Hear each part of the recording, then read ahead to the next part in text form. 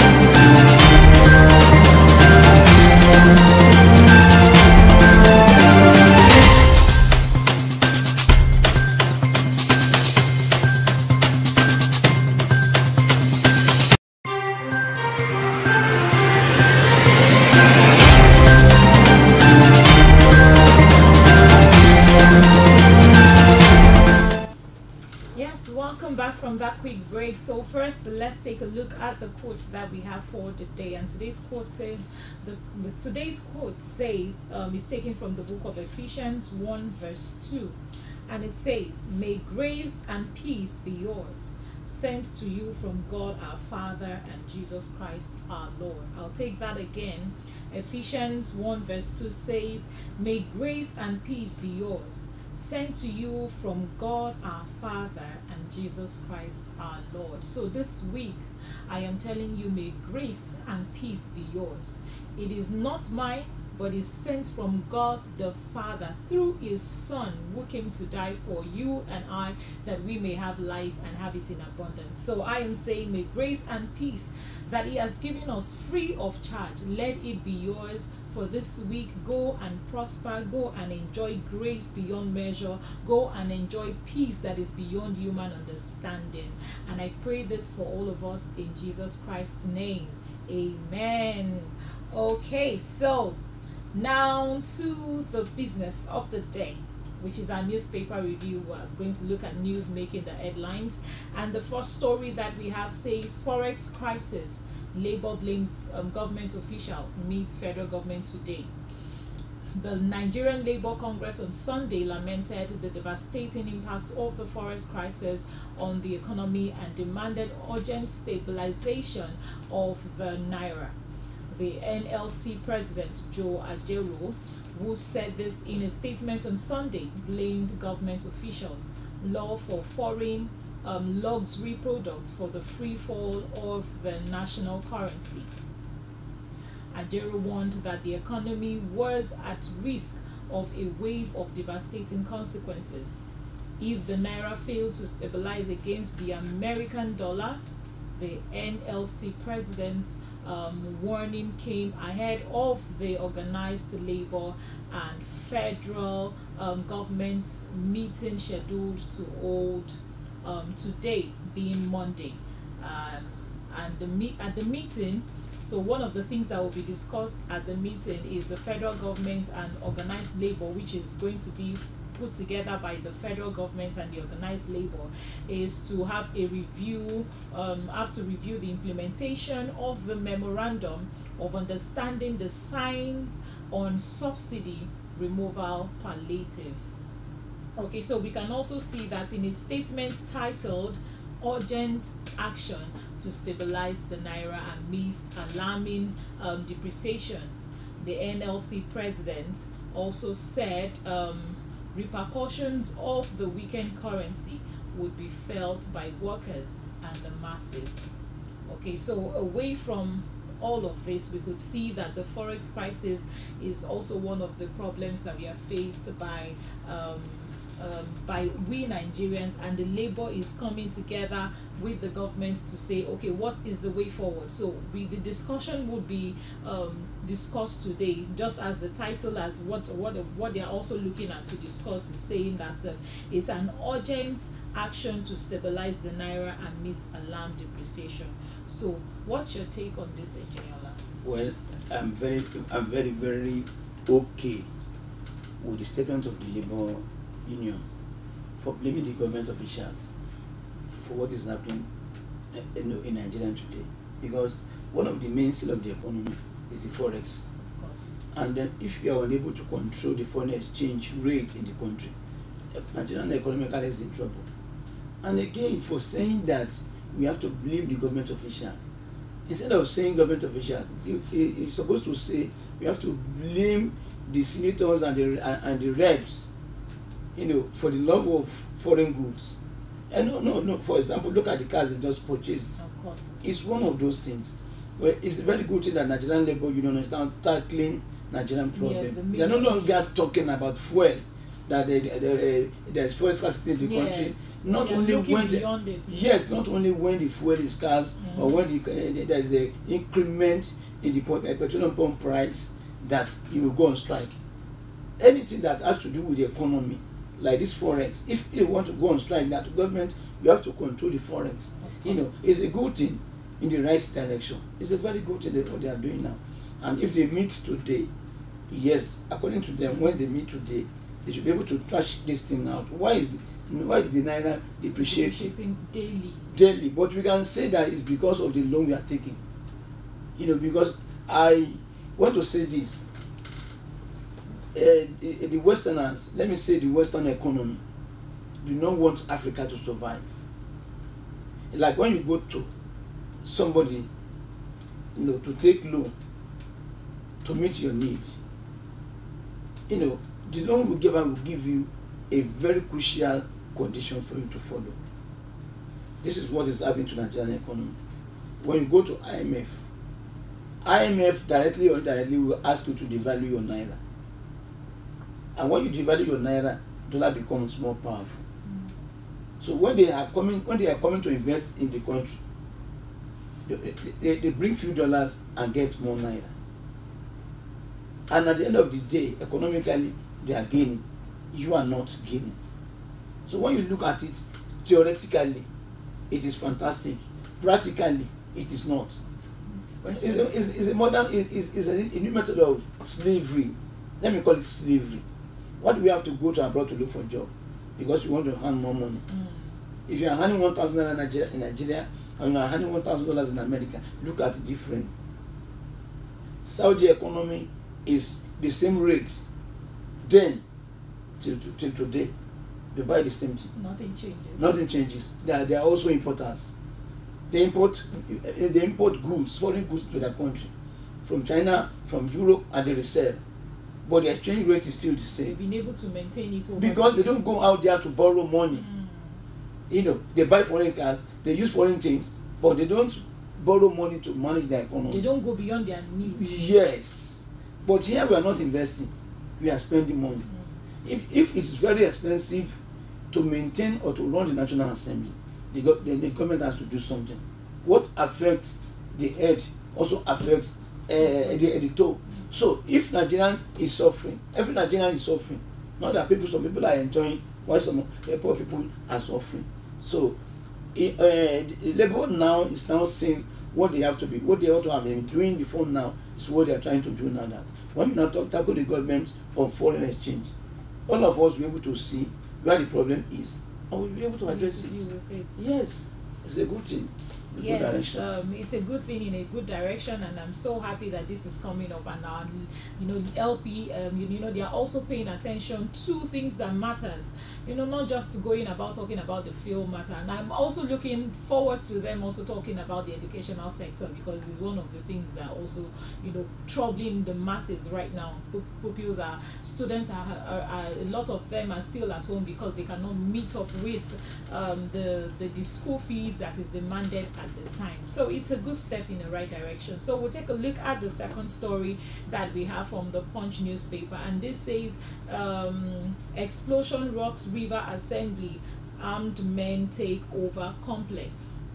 Okay, so an explosion that rocked the River State Assembly on the complex on Sunday night. The incident came amid alleged moves by some lawmakers to impeach government Saminalayi Fubara.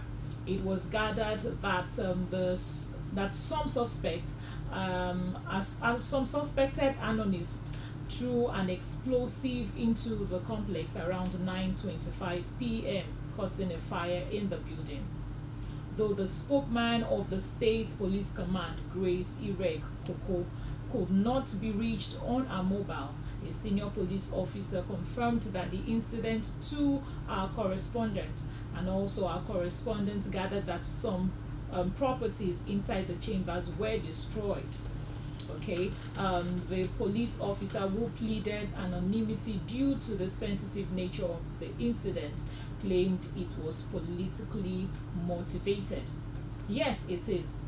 The fire occurred around 9:30 p.m., he said, but as we speak, it has been put out by the firefighters who arrived at the scene just in time. I think it has to do with politics, he stated. When it comes to things like this, one just has to be careful about the statements that we make. And for him to claim anonymity, it means that he's being concerned about himself, because we're in a country where you can't just talk. In fact, just saying the truth is a problem. So so why do we have to go through a state where people's properties are also being affected? And this has to do with the assembly anyway. So the explosion that was caused by the armed men, it's so sad. So Engineer Ola, what do you have to say on this? No, you see now, this is politics, and that's why people say politics, is a dirty business. I do not agree that politics is a dirty business. I agree that politicians are dirty. They fight roughly, they fight dirtily. Sometimes they are very vulgar in what they say. They don't make their own work properly. If you are a politician, I don't understand why they say people go to university to study politics. That's the system of governance. But when you come out from the university, we don't see this trait in you at all. You mobilize people to fight only to protect your own interest. What you are supposed to do, you are not doing it. If they find you wanting and they don't want you again, must it turn to thuggery? Must it become a battle? No, if you are doing the right thing for the people will not fight against you. But the way they are taking politics nowadays, I think the government has to do something about this, because it gets out of hand. It's now becoming a selfish interest. Yes, they now see that it's my right to be the governor of the state. It's my right, and I'm the most qualified, and this and that, and they start fighting at the expense of the poor. It is no longer about the masses. Yes, now they're not resorting to using firearms, explosion rock, River Assembly. Why? Because two titans the leaders are fighting. It shouldn't be like that. Well, the River State House of Assembly management will look into that. They will look into it and be able to solve the problem amicably before it degenerates into another thing. It becomes a battlefield. Yes. And when it becomes a battlefield, the masses are also involved in it. So please, I really look forward to the government or the governor stepping into this and making sure that everything is sorted amicably.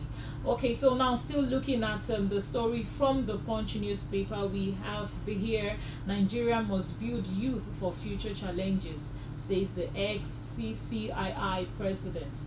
The immediate past president of the Central Council of Ibadan Indigenes, Chief Adeyemi Soladoye, on Sunday said Nigeria must stop building the future for the youth, but rather build the youth for the future to enable them cope with the challenges of a changing world. He also advocated for a strategic approach to communal and human development.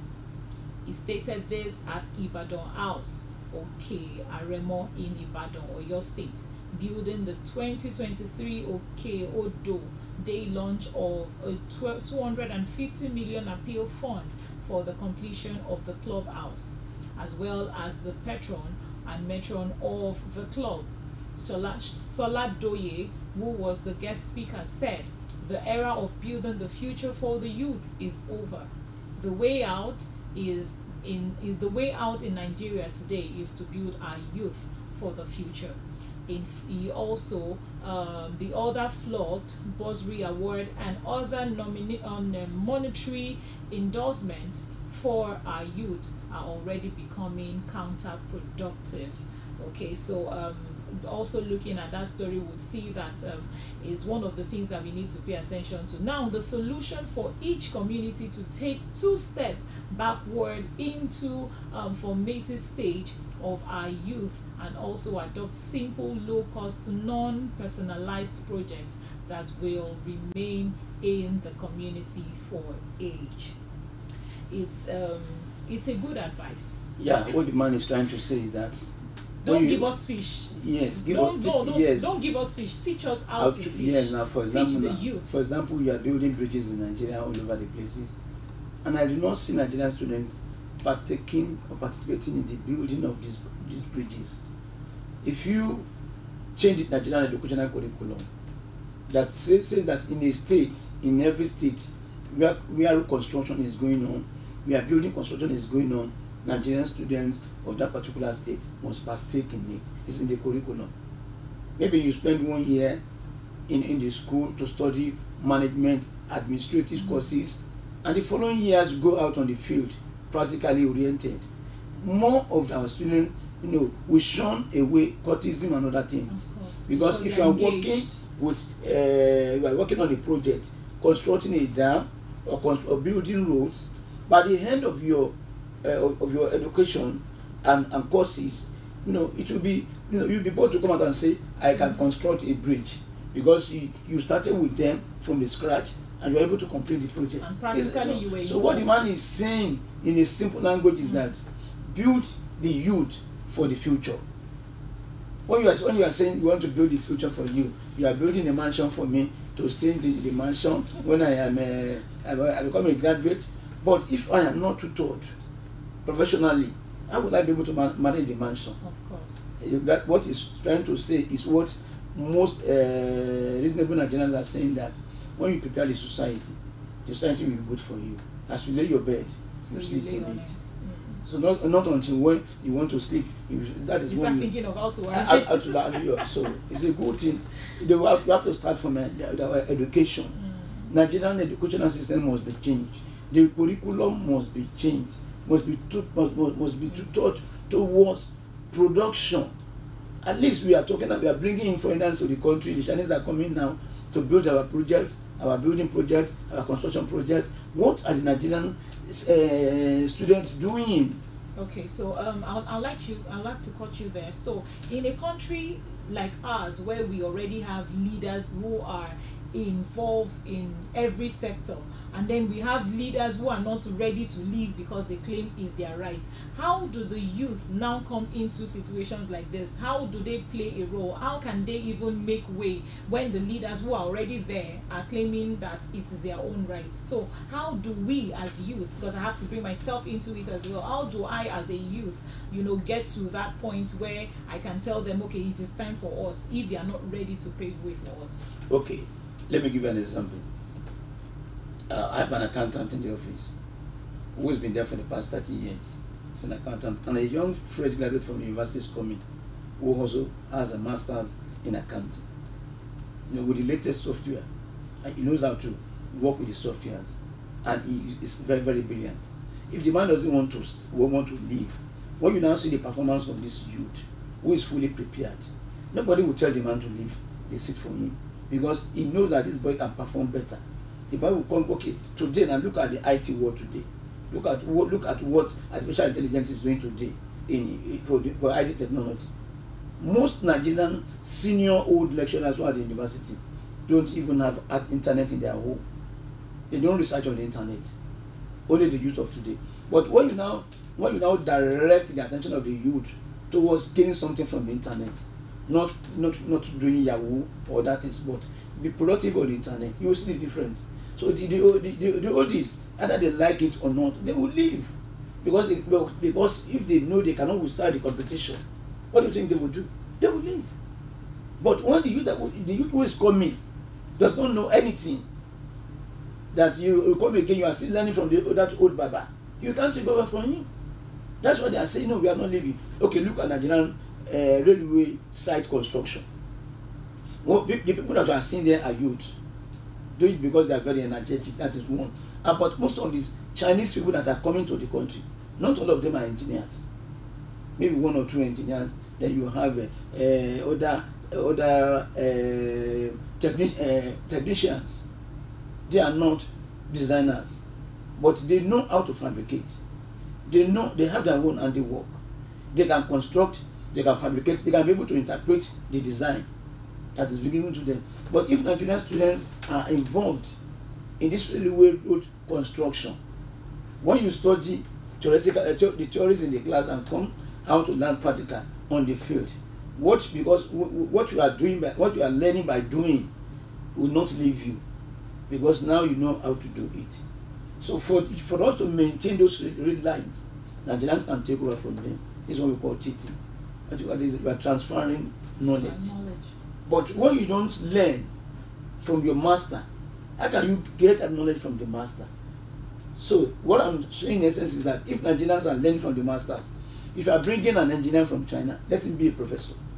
When it comes to Nigerian, to teach us, to educate us.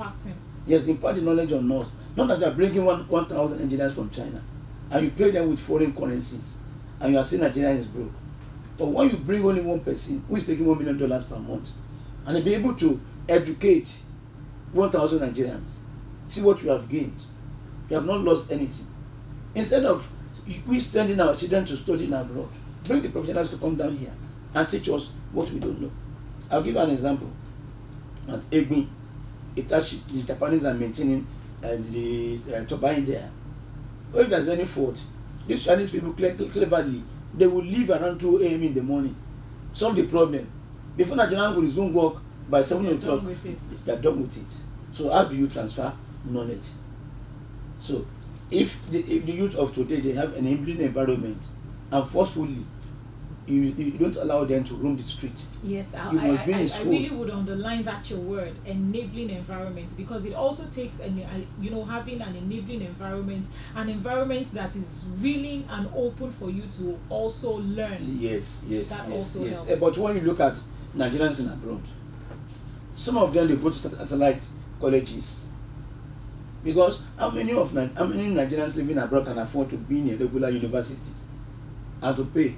You have to work and pay. You can't cope. How much are you earning to be able to attend a regular university in abroad today? How much are you earning? Yes. If you're not on scholarship, either private or government-owned scholarship, you'll be able to meet up. But if you know you can't be able to meet up, then you can learn handiwork. You have provisional exams. When you learn your handiwork, you buy the equipment to come back to Nigeria and establish what we have. What you have learned, you start practicing it in Nigeria, and you are okay. But when you come back home, there's no enabling environment for you to practice. The government does not provide that. So what this man is saying in essence is that when this environment is available, when Nigerians from abroad will come back with their own money and start doing something that is tangible. I remember there was a year at the trade fair. Nigerian, one Nigerian elderly person then is in charge of production. So they brought a furnace. When they brought a furnace where you can melt iron, I told the man, I said, look, Baba, this furnace you brought, what is the raw material for the furnace? He said, coke. We don't have, that is coke, C-O-K-E. We have coke in Nigeria, but are we mining coke in Nigeria? Why don't you build a furnace that we can use diesel to power the furnace and melt our irons? No, you see, if the knowledge is there, but Nigerians are not ready to learn because they don't know where they will get this good and adequate knowledge from. So if the enabling environment is there for us to learn, Nigerians will take over this country, and this country will be fantastically good. Nigerians are doing very well in abroad. Of course. Go to Ghana, go to most countries in the world. When Nigerians are performing excellently, you will be wondering, are these people Nigerians? Yes, they are Nigerians, because the enabling environment for them to work is available. All right, so we plead, I am pleading on behalf of the youth, please create an enabling environment for us. We are ready. We have a lot of youth out there who are ready and willing to learn. Please, when the environment is conducive, we would have people who are willing to, take over some of these positions that we have. Okay, so we'll go on a quick break, and when we come back, we'll take a look at what Vanguard has to, say to us today. So we'll be right back shortly after this break.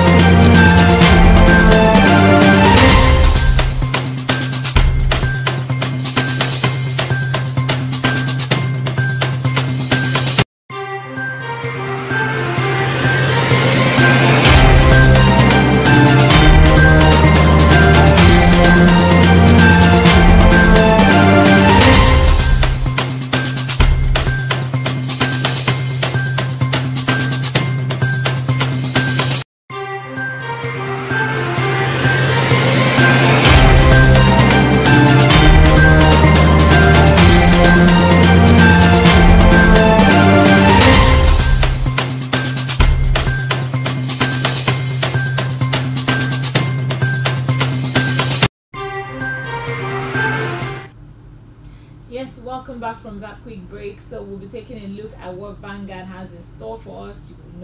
Vanguard, in the first story that we have from Vanguard, it says Tinubu says, I'll work with Atiku Obi. So in Abuja, President Bola Tinubu will prepare to work with his major political rivals, including former Vice President Atiku Abubakar of the People's Democratic Party (PDP) and Peter Obi of the Labour Party (LP), in fulfillment of his proposed government and national unity.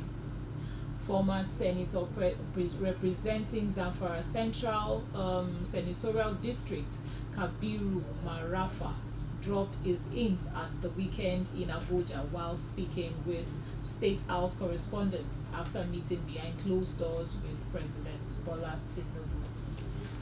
Senator Marafa said what the president will do with political opponents in the February 25th presidential elections will depend on the attitude from the point the Apex Court delivered its judgment.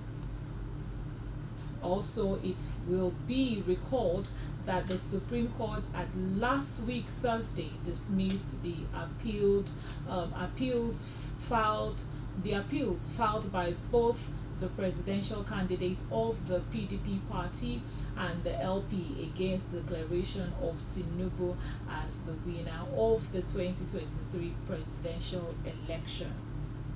Fielding questions on whether the president will fulfill his pledge of the government of national unity as the court processes were over. Okay, we also have that the All Progressive Congress APC chieftain said his rivals needed to put up a good behavior to encourage him.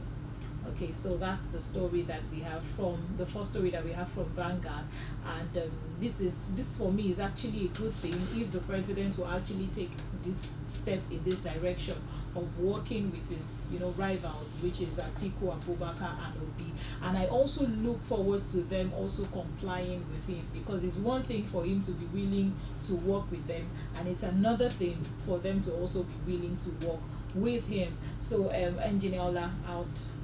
You see, from the beginning, this is what the president has said, that I want to work with everybody, but they are not willing to work with him.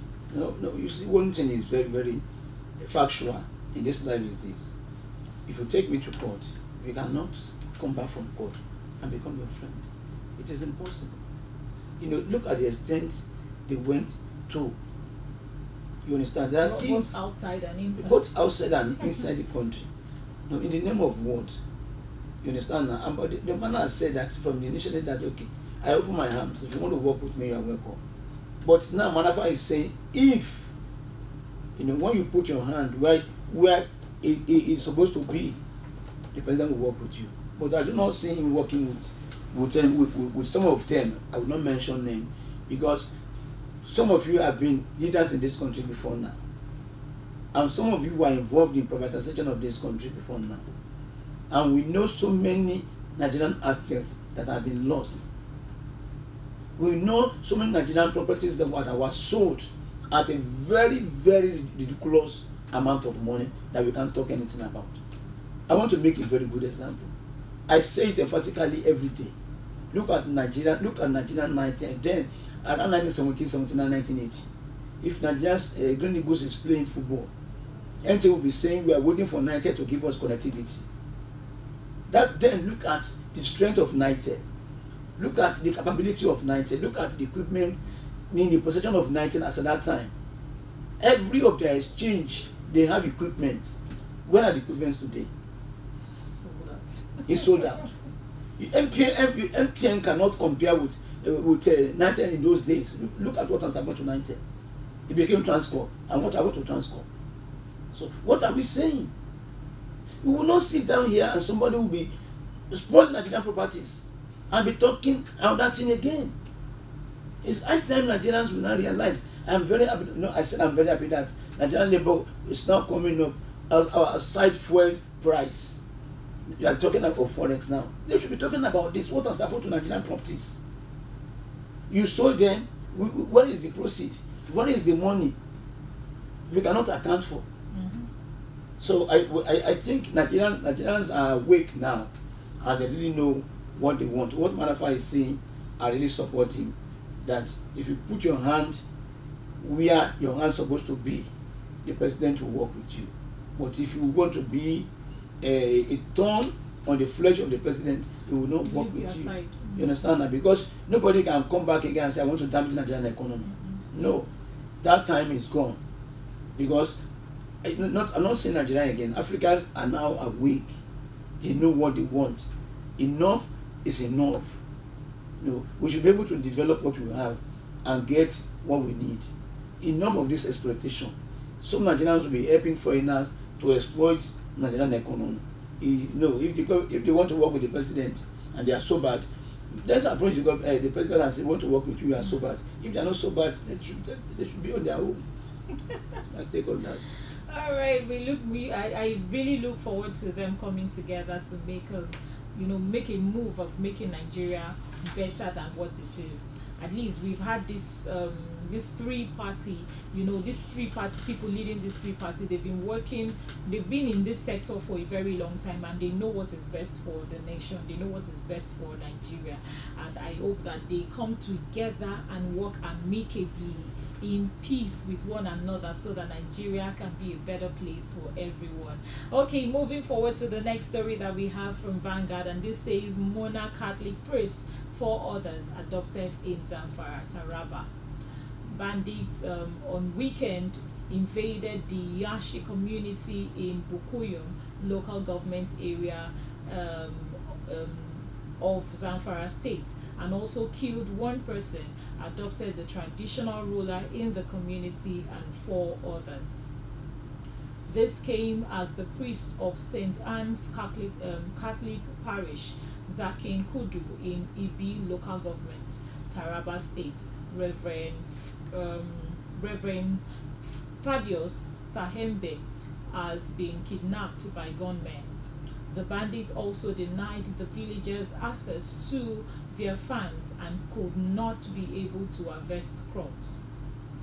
The lawmaker representing the people of Bokoyum South in the Zamfara State of Assembly, Amisu Faro, said the bandits attacked the community on Friday night at about 3 a.m. and also killed a local and went away with 5 individuals, including the traditional rulers. This is so sad. And we also have that similarly, the Catholic priest was adopted yesterday at the Reverend Father's rectory of the parish, and it's really a sad story. I thought we have actually gone past this stage of having to hear stories of kidnappers and all of that. So still looking at the story, we have that the bishop of the Catholic Diocese of Wukari, which is the most reverend Mark Mark Zukwen, who said this in a statement by the communication director of the Catholic Diocese, Reverend John Jerome, also solicited prayers for the members of the public of the adopted priest's safe return. It is so sad. The fact that they went away with, some few persons is just another thing, and the fact that they also did not even allow them access to harvest their crop is another thing. How do they expect these people to survive? It shows the heart of men, that even the Bible says that the heart of men is wicked. How they manage to do this thing and they get away with it is what I do not pray, and I really pray that those that they've adopted, they will be able to get them returned safe and sound. So, Engineer Olam, before I cut you. Now you see, about the one thing that we need is we need local policy. Every local government area should have a very tight security arrangement. Our police should be involved in local policy, local security. No, because if you don't have that, there's no way we can be able to provide security.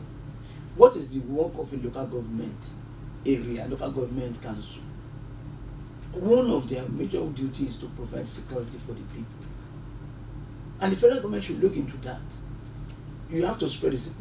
We are not saying they are not thugs, they are not bad people in America, but they have police system even to their local areas.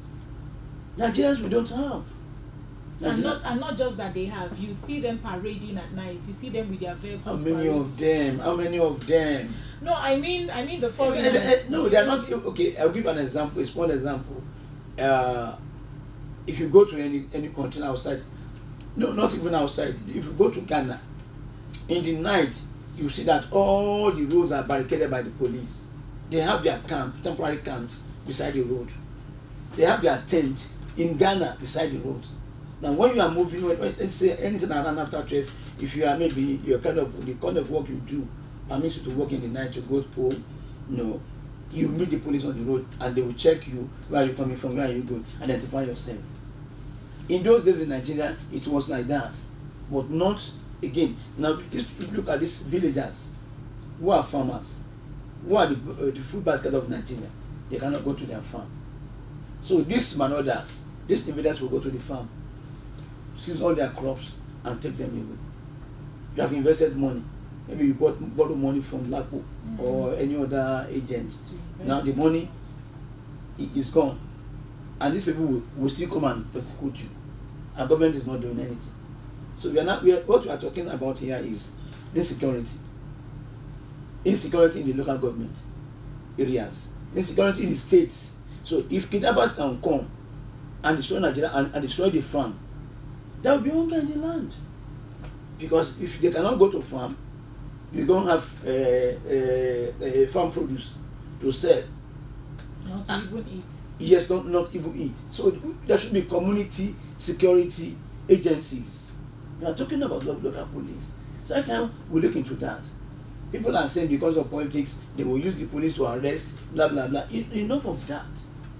People that are living in all those areas are suffering. Every day, this story will come into the news that, pastors were kidnapped, this man was kidnapped, many people were killed. They will just come, terrorize the villages, and they go scot-free without doing anything. In those days in India, they have bandits in India that when they invade villages. Now they can't do that again. The system has changed. There must be security. There is new technology.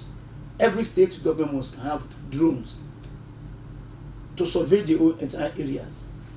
They must have drones that can fly in the night. This will deter them away. Local government areas should have drones that monitor the environment. They will deter them away. But when there's nothing like that, anybody can operate in the dark and go scot-free. It still baffles me, which is one of the questions that has been bothering my mind. In a sector where there is growth, there's supposed to be growth. You're supposed to get better and not get worse. Now, in a country like ours that we are in currently, we have situations like this occurring every now and then. So where are we getting it wrong? Is there something we are not doing right, or is it just that we are just neglecting this security part of our government? You see, it's our people that have been very, very selfish. The politicians in Nigeria, they know what to do to provide security. They know. Okay, look at recently we had a train moving from Kaduna to Abuja. From Abuja to Kaduna. There was train attack, train robbery. In this modern age, Nigerian train system is not secured with security.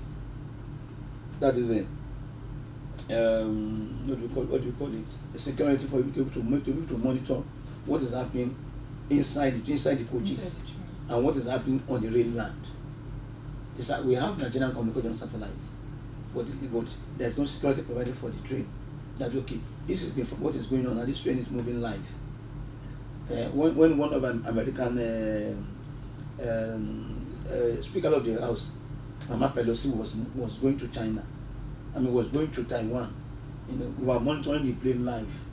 It's technology. Nigeria is not backward to the extent that we cannot do that. When we go out, we'll do live coverage and we'll broadcast on the satellite with even laptop, and people will see it. So why can't we do that? So which means Nigerians are able to do that, but they are not doing it. Then they're neglecting it. What will it cost every local government to have secure lighting system? When you have solar energy, we have wind turbine, but they are not doing it. They are diverting the money to ride luxurious cars. So these old people that are giving us food to eat from their farms with their labor are not enjoying, and we are riding sophisticated cars. So you see, it has to do with our people. This education, this orientation must be given to the people, that if you love your community and provide for your community, even your unborn children will enjoy the community. But when you don't provide. And I think this is just because we are now thinking about ourselves, our government, our politicians. Let me not use government, because I know that it is the people who make up the government that are actually not doing the right thing. Because if they are paying attention to what is happening around us, we won't be going through things like this. So it is now about themselves and not about the people. And until we get to a point where it is now about the people, I'm sure that we'll not be able to, get through with this. So please, I plead again, so that we don't have cases like this. Government really need to intervene into the security part of it and make sure that all of these things are being sorted once and for all. And is it because it's not affecting a lot of their persons? Because I feel if this was to be, if this was to be something that affects their own person, I'm sure that they would take a serious look into it. But please, let's not make it get to that point. All right, so going further, the last story that we have from the Punch newspaper, and this says Pastor Church usher mobbed over missing genital in Benue. the pastor of a New Generation church in Makurdi, and an alleged usher in his church, whose name were withheld, narrowly escaped death at the weekend when they were beaten to a pulp by youth of the new layout area of Kanshio in the outskirts of Makurdi town for the alleged disappearance of the genital of a young man. This is so sad. It was gathered from an eyewitness that a young man on Saturday evening raised an alarm accusing another of snatching his genitals, and the alarm attracted the attention of passers-by and neighbors, who descended on the suspect and beat him to a pulp. So the story goes further by saying that he said, which is the eyewitness also said, that we suspect that it was when he realized that they might kill them or they might kill him, he also told the mob that it was his pastor who asked him to steal somebody's penis and bring to him. He was then asked to lead the mob to the pastor's house. When they got there, the pastor was seized from his family and given the beating of his life. Already, the young man who was also taken from, being beaten and stripped naked, and both of them would have been killed but for the timely arrival of the police, who whisked them from the B division, who whisked them to the B division of the police station. Now, at the police station, it was also gathered that it was realized that it was a false alarm and no one lost his genitals. Wow, this is so sad. In the first place, the pastor and the young man would have been killed if not for the police, who arrived timely. And meanwhile, in a trending video on social media, the pastor was seen looking confused and also wondering what exactly is happening, and he was looking so helpless while his alleged usher, who already stripped naked, was being questioned by one of those who arrested him. So now this story got me thinking, why are we Nigerians always quick to jump into situations? I can imagine their action when somebody said, my private part has been missing, and where? Nigerians now, we are always so lively and ready for anything that we don't even know the beginning. And I could imagine how they've beaten these people and strip them naked, for that matter, and now the matter is still in the police custody, and they are there for questioning. And at the end of the day, we realized that it was a false story, that no one's genitals was being missing. How did he? So what made him even say that in the first place? Is it like an arrangement? Are they trying to put the pastor into trouble? There is just so many questions going through my head when I was reading this story, and I'm like, what exactly is going on, Engineer Ola? See, when a man is in trouble and he wants to escape, he can say anything he likes. You understand? And then it's been a very long old tradition that you say, oh, your private part has been removed, has been taken. Most of these things are fallacies. That is the lie of the century. But when you corner a thief, he has to say something. And they will now leave the fact, they will leave it aside and start talking rubbishly. I don't know what to say about this particular thing that my pastor sent me out to bring somebody's penis. No, I don't know what to say. According to stories. And the one thing I want to say is that most of these pastors are not genuinely called by God. Man of God. They are not men of God. They want to eat something, and they try to deceive people. What has that got to do with ministration? Go and bring genital organs for what?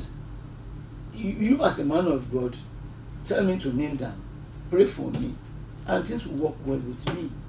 Join your faith with mine. Yes, but tell me to go and build my faith. That's what God expects. Go and build your faith. Pray by yourself and watch God come through for you. It just shows that.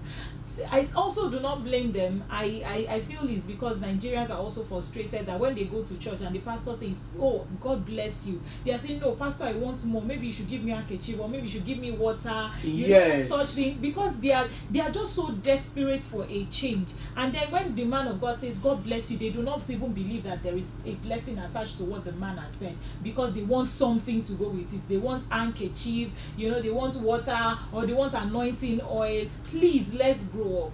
We, the Christians, we also need to grow up to a point where we can ask God for requests ourselves. The Bible says, come unto me, all you who are labor and heavy laden, and I will give you rest. He says, come to me. He didn't say come to pastor. When your pastor is only there to guide you spiritually, he's not there to take away your burden. He was not the one who placed the burden on you in the first place. He is only there to help you, guide you through that path, and make sure that you are not going astray. So let's also help ourselves. Let's help ourselves. We, like the saying goes, God helps those who help themselves. You have to be willing to help yourself and not keep putting people into trouble and putting yourself into trouble. Just imagine this story, for instance, and I'm like, what exactly is going on? And now it's been said that it is false. Well, whatever it is, we'll get to find out the rest of the story as time unfolds. Okay, so lastly, we'll be taking a look at the Sun newspaper and what the Sun has to say for us. So the Sun says that Innocence, which is the story from the Innocence. It says federal government deserves kudos for paving way for CNG vehicles by ending fuel subsidy. Innocence Group Chairman Dr. Innocent Chukwama Khan has said that the President Bola Ahmed Tinubu deserves commendations for being courageous enough to stop government subsidy on the importance of fuel. The industrialist who is Innocence Vehicles Manufacturing Company, who owns the Innocence Manufacturing Company, in 2021 pioneered the production of vehicles with engines that runs on CNG in Nigeria. He also said that the benefit of using autogas for far outweigh those of petrol and diesel. The auto manufacturer spoke to visiting motorist journalists at the factory in Mweyi, which is also in Anambra State. On Tuesday, the Innocence chairman said in the interview, President Bola Tinubu has done Nigeria a lot of good by removing subsidy on fuel and introducing CNG. When Nigerians understand what CNG is all about and the huge benefits it brings to the economy, they will be happy with the government. And that is from the Innocence motto, who is also applauding our president for making sure that this gas or automobile is also functioning well. And he also listed some of the advantage as which has also override the petrol and diesel, includes cheaper cost per kilometer, low maintenance cost, quick return on investment for transporters, and also environmental friendliness. He also stated that he started the production of CNG vehicles about 2 years ago, long before it was formally introduced following the removal of fuel subsidy on May 29 by the president. He also went further to announce how this has also helped him, which he also said that he produced about 100 units of CNG powered vehicle long before now. So, having to look at all of this, if he had produced 100 units of CNG powered vehicle on ground, and now I'm sure that he has made a lot of sales going by, the government subsidy removal, and how far this has gone to help the nation at large. So I'm also of the opinion and asking that, so if this is way better, if auto gas is also way better than the petrol, I think it will also help a whole lot, because it will also reduce the risk of explosions that we have in homes. Some homes always have where we also always have reports of where they kept fuel somewhere, and then before the fuel exploded because a child was carrying fire that was close to that. And I know that it's way safer for families than also with fuel. Running gas is also way safer than running fuel. So aside from the fact that it is also low in cost, it is also safe for a family. So Engineer Ola, what is your take on this? Is he saying that he's happy because it is making him sell product, or is truly happy because it also helps the government removal on subsidy? Now, let me just say one thing first. Gas is not safe. If you are dealing with gas, you have to be very, very careful. Okay. When you refine petroleum product, you get oil. When you come from oil, you get diesel. You come to kerosene, petrol, methane, ethyl alcohol, that is for fuel, that is for airplane, and then you have CNG, compressed natural gas, which is highly inflammable, that can burn at a room temperature. That means at a very, very low temperature, because it mixes with air. And it's combustible. It can burn. So one has to be very careful doing that. Though when you now look at it, it's not a new thing in the world. I could remember 1984 thereabout, we work on generators that were using CNG. At Razak Balogun Street. So there was an hotel there. The man brought the engine from America. We work on the engine that was then. So CNG is not new in the world, but it's new in Nigeria.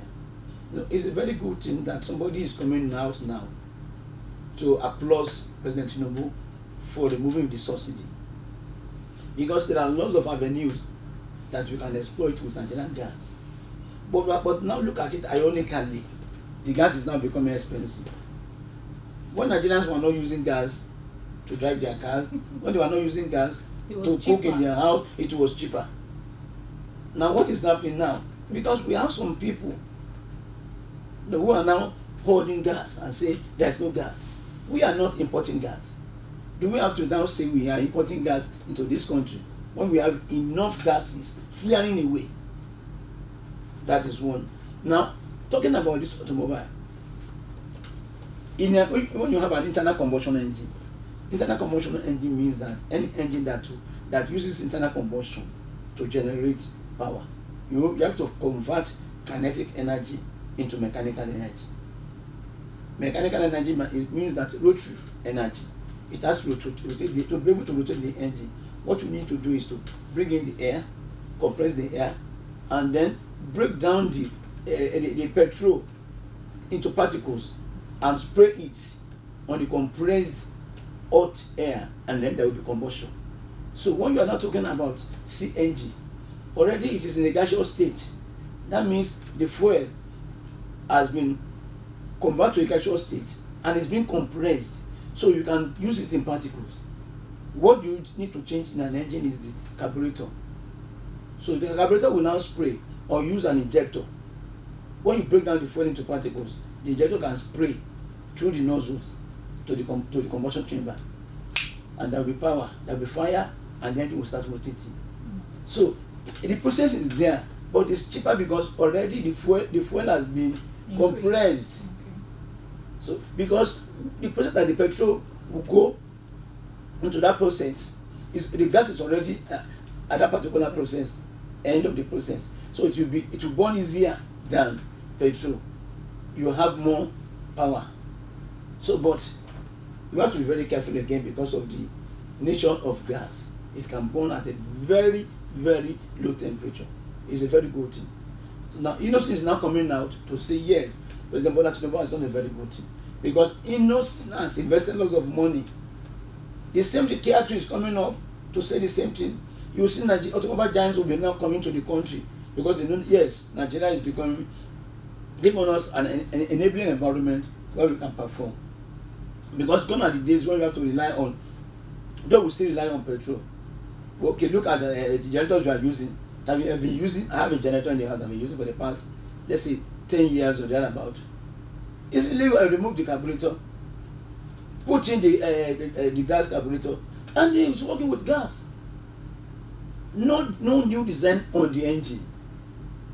So it has been there that this thing can use fuel to work, and this fuel has now been splitted into particles that easily you can spray it. For example, when you are working with the diesel engine, what do you do with diesel engine? Diesel engine will also break down diesel into particles. That is the pump. The injector pump will break it down into particles, and then you will spray it as particles into the combustion chamber through the pump. So the same process that is going on, but now there are lots of advantage. The car can run faster, can carry heavy load, can do many things, and then you can save lots of money. I thank God that somebody is coming out now to appreciate the president for removing the subsidy on fuel, and then encouraging Nigerians to bring in CNG, compressed natural gas, into the country. So we can apply this to so many engines in the country that will be of benefit, greater benefit to Nigerians. All right, thank you so much for breaking down.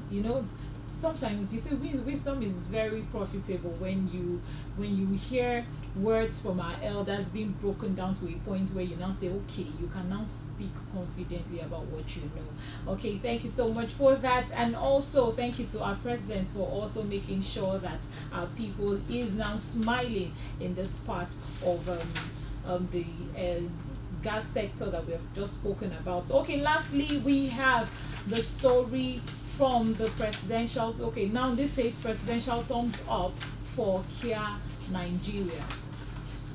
One of the high points of the 29th Economic Summit held in Abuja recently was the attention President Bola Tinubu accorded to Kia Motors Nigeria, which was one of the corporate organizations that identified with the national event with its physical presence at the venue. During the brief visit, Mr. President gave thumbs up to Kia Motor for providing the nation's most affordable made in Nigeria mobility and Dana CNG buses. The 29th Economic Summit, organized by the Nigerian Economist Summit Group in Abuja, featured the display of a range of cars produced in Nigeria by Kia Nigeria at the assembly plant in Lagos, held on October 23 and 24th, 2023 at the Transcorp Hilton. The summit has its theme, Pathways to Sustainable Economic Transformation and Inclusion. Okay, so that's also more like the last story that we just treated, and here our president is giving thumbs up to Kia Motors, and also recognizing. So it gives a good relief that we are now paying attention to things that are locally made and also appreciating it. It shows that our president is paying attention to the things that a lot of Nigerians are putting on, and this will also go further to encourage those who are also trying to produce things in this direction. So, Engineer Ola, could you conclude that for us? Yeah, you see, it's a very good thing that we are going this way. I think the federal government is now enjoy Nigerian road transport workers, the transport buses owners, that okay, they should embrace the CNG buses, because it saves lots of fuel and it's cheaper, so that the price of the transportation in Nigeria will reduce drastically. For example, Lagos State rapid transport buses, they have to start using CNG buses so that they will rely less on the price of buying fuel. And then we workers that are always riding these large buses every day, we have to pay lesser, because that is one thing. The government of the day does not know how to handle transportation. That is a very big problem, because people have to move. If you go to a city like Singapore, you will not see anybody on the road. You will say, where are these people? But when you go to the train station, you know, oh my God, there are people in this country. So because transportation, is one of the mainstay of the economy. If the government cannot control transportation, there's no way you can be able to control, the economy. When you control the way the exodus of people from one end, movement of the people from one end to the other, to and fro, you are controlling the economy. But once you cannot be able to control transportation in a major city like Lagos, you are controlling the economy because people have to move. So CNG has come, and I'm praying that it will stay. Because Nigeria, when we formulate a policy today, we would not be able to maintain the policy. That is true. It's not just coming to stay. It is the fact that I hope that gas will not at some point also become like petrol. I don't know. That's where we cannot afford. I don't know, but because now you are now encouraging automobiles to start using gas. They have not started using gas. Gas is becoming expensive, only for cooking, because most people have abandoned kerosene. Of course, people don't use stove again. A long time ago. So even in my village now, they use gas. Yes, my grandma now uses gas. now we want to apply that. Okay, automobiles should be using gas also.